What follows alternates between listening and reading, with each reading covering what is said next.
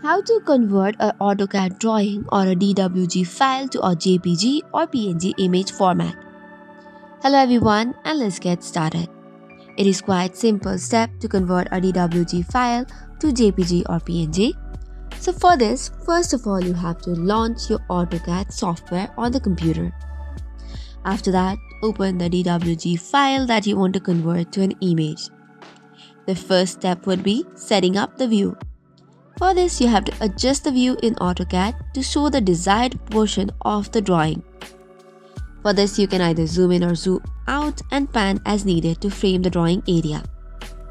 Then after, type plot in the AutoCAD command line and press enter. Or what you can do is, click on the file menu and then select plot or print. Tapping on it will open a dialog box in which select a virtual printer or plotter. You can choose DW to PDF.PC3 or such similar option. Ensure that the paper size is also appropriate for your image dimensions. Then choose the window option in the plot dialog box. Define the area to plot by clicking and dragging or creating a window around the drawing and adjusting the scale. Now in the plot section, choose plot to file. Choose the output file format as PNG or JPG.